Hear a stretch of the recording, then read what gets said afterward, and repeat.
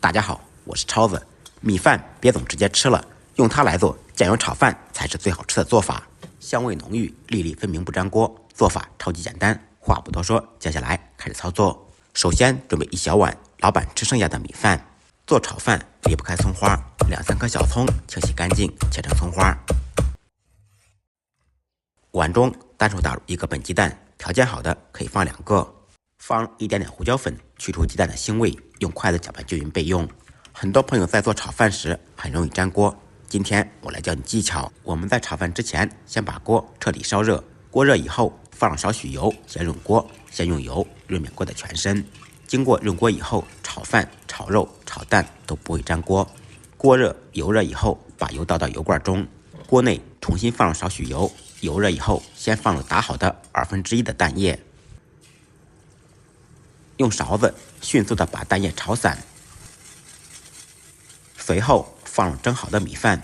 米饭用隔夜饭或者现蒸的米饭都可以，并不影响我们做出来的效果。下锅以后，用勺子不停地按压，边按压边翻拌，这样可以快速地把米饭炒散。我们炒米饭时开中火，大家呢可以看一下，我们只要把锅润好，炒饭的时候绝对不会粘锅。这个过程家庭小灶开中火炒约2分钟左右，把米饭的水分炒出来，炒干炒香。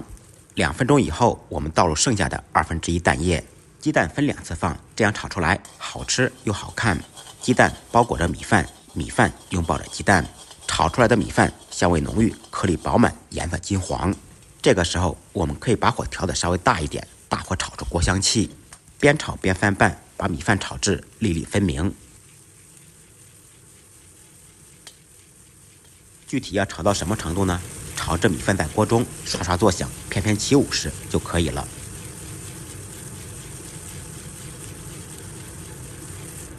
彻底炒香以后，开始调味，放入一点点毛盐，继续翻炒均匀，使调料全部化开。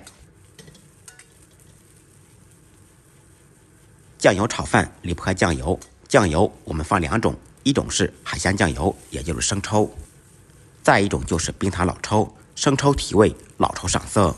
生抽、老抽本身就有盐味，所以炒饭时盐不要放太多，口味轻的盐可以不放。继续翻炒均匀，这个时候米饭已经非常漂亮了，满锅飘香。出锅之前放入葱花，翻炒均匀，起锅装盘。一道香味浓郁、颗粒饱满、粒粒分明不粘锅的酱油炒饭就做好了。米饭这样炒真的太香了，家里面有剩米饭的一定要试着做一下，不好吃您提着米饭来找我。简单的家常菜，不一样的味道。学会的同学点完赞，动起手来，试着做一下吧。再忙再累，记得按时吃饭。下期视频见，拜拜。